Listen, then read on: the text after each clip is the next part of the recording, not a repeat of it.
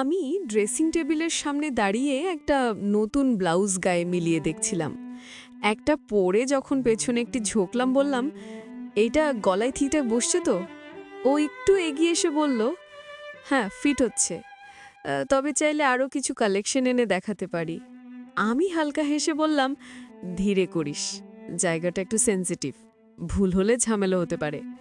সেদিনের ঘটনার কথা আজও মনে গেঁথে আছে। আমার নাম অপর্ণা। বয়স 40 পেরিয়েছে ঠিকই, কিন্তু আয়নায় নিজেকে দেখলে এখনো মনে হয় আমি একাই একটা অনিশ্চয়তা। মুখটা গোলগাল, গড়নে একটু ভর আছে, কিন্তু তাতেই যেন আলাদা নজর পড়ে, বিশেষ করে কোমরের বাঘটায়।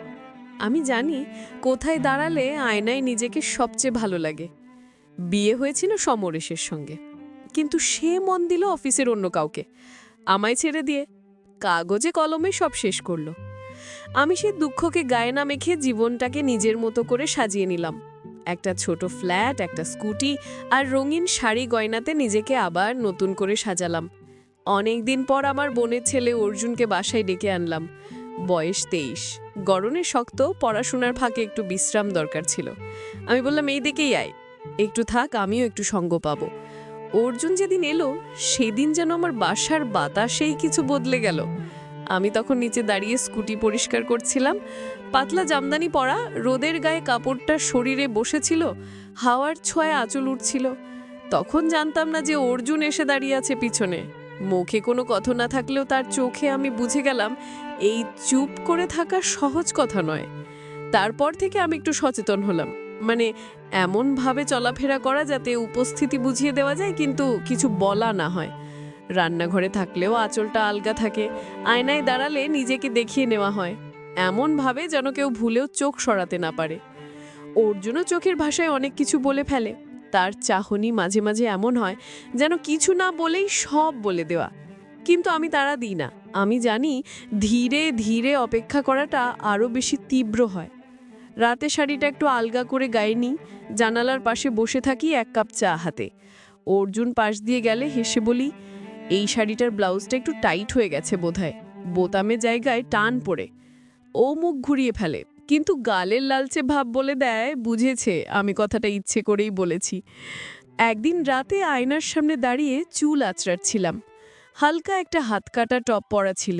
হঠাৎ চোখ গেল জানালার কাছে, অর্জুন দাঁড়িয়ে অর্ধেক পর্দার আড়ালে। আমি মুখ না ফেরালেও বুঝেছিলাম ও দেখছে। আমি চুল আঁচড়াতে আঁচড়াতে একটু সময় নিলাম, মাথা তুলে একটা ঘাস সোজা করলাম যেন হাওয়ায় উঠতে থাকা চুলগুলো আরেকটু ছুঁয়ে যায় আমাকে। এমন বোঝাপড়া যেখানে শব্দের দরকার পড়ে না, শুধু চোখের ভাষার উপস্থিতিই যথেষ্ট। দুপুরে আমরা একসাথে খেতে বসেছিলাম।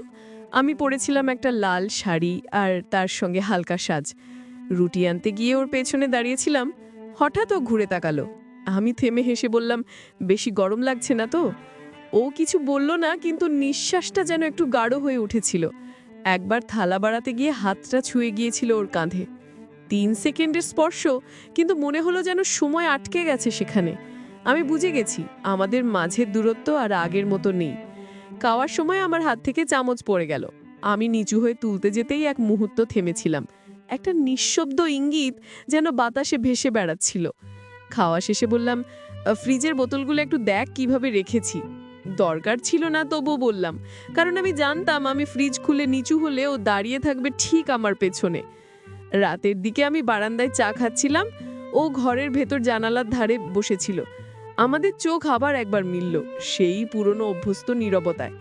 আমি এক কিমুখ দিয়ে ঠোঁট মোচার ভঙ্গি করলাম, যেন কিছু না বলেও অনেক কিছু বলা হয়। অর্জুন বাজারে গেছে সকালে। আমি জানালার পাশে বসে বাইরে তাকিয়েছিলাম।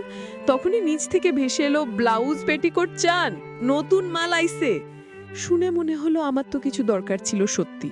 নিচে তাকিয়ে দেখি এক লোক, মাথায় টুপি, হাতে ব্যাগ। আমি নিচু গলায় বললাম, এই যে ওপরে আয় তো। ওর নাম মুকুল, হকার নয়, নিজেই বলে দোকানে বসি না, হাতে মাল নিয়ে চলি। ওর হাতে রঙিন কাপড়ের ব্লাউজ। আমি ড্রেসিং টেবিলের সামনে দাঁড়িয়ে একটার সঙ্গে শাড়িটা মিলিয়ে দেখছিলাম। ও পাশে দাঁড়িয়ে বলল, এইটা আপনাকে খুব ভালো মানাবে। আমি আয়নায় তাকিয়ে হেসে বললাম, আর কোনো রং দেখাও তো। ও ব্যাগে হাত দিল। পরে আমি বললাম, ভেতরে আসো। আয়নাটা বড়, ঘরের মধ্যে আলোর ছায়ায় আমি ব্লাউজ গায়ে ধরছিলাম আর ও চুপচাপ দাঁড়িয়েছিল। যেন এক অদ্ভুত নীরবতা ভর করে আছে। আমি 4টে পছন্দ করলাম, মুকু প্যাকেট করলো। চলে যাওয়ার সময় মুকু শুধু বলল, আপনার হাসিটা খুব আলাদা। আমি দরজাটা আস্তে করে বন্ধ করে দিলাম, কিন্তু জানালার পাশে দাঁড়িয়ে বুঝলাম আজ এই সাধারণ দুপুরটা মনে থেকে যাবে অনেক দিন। এইসব ভাবতে ভাবতে মনে হলো একটু ফ্রেশ হওয়া দরকার, তাই স্নান করতে ঢুকে পড়লাম বাথরুমে। ঠান্ডা তলটলে পানির নিচে দাঁড়িয়ে চোখ বন্ধ করতেই শরীরটা যেন হালকা কেঁপে উঠল। জল গড়িয়ে পড়ছিল শরীর জুড়ে, কিন্তু মনটা ছিল ভেসে অন্য কোথাও। কিছুক্ষণ আগের মুহূর্তগুলো যেন এখনো মনের ভেতরে রয়ে গেছে, ছুঁয়ে যাচ্ছে ভেতরটা। কখন যে কতটা সময় কেটে গেছে টের পাইনি। ঠিক তখনই বাইরের ঘরে হালকা দরজার শব্দ ভেসে এলো। আমি থেমে গেলাম, জল বন্ধ করে কান পাতলাম। হ্যাঁ, অর্জুন ফিরে এসেছে। ও ঘরে ঢুকেই থমকে গেল। আমি বাইরে না থেকেও আন্দাজ করতে পারছিলাম কি দেখেছে ও। বিছানা চাদরটা খানিকটা এলোমেলো, ফ্লোরে ছড়িয়ে থাকা লাল ব্লাউজ, পাশে গাঢ় নীল পেটিকোট, আর দরজার কাছে রাখা জামদানি শাড়ি।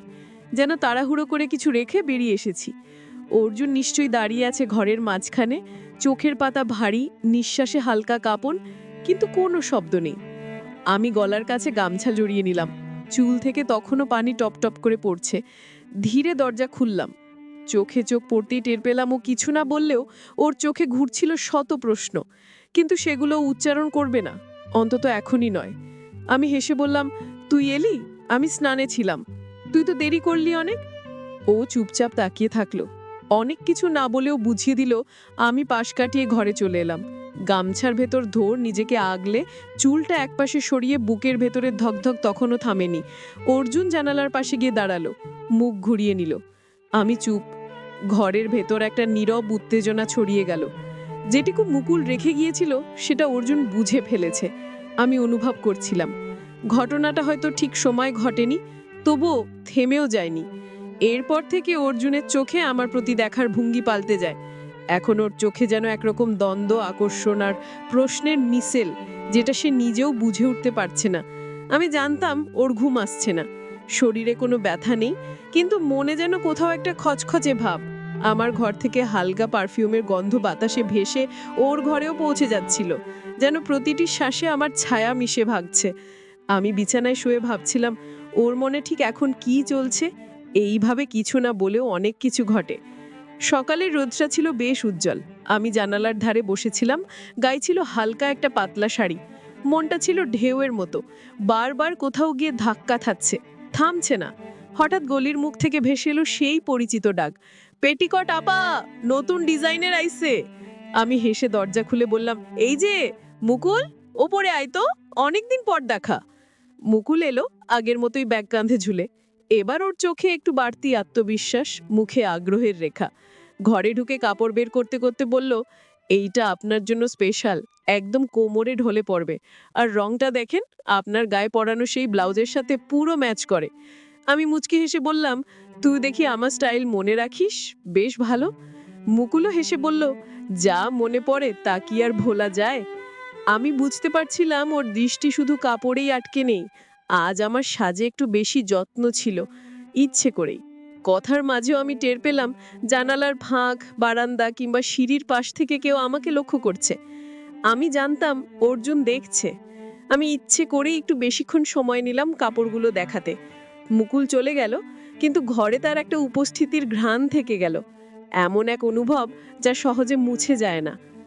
আমি আয়নার সামনে দাঁড়িয়ে চুল আঁচড়াচ্ছিলাম, ঠিক তখনই পেছন থেকে অর্জুন বলল, আজ তোমার হাসিটা একটু বেশি ছিল খালামণি।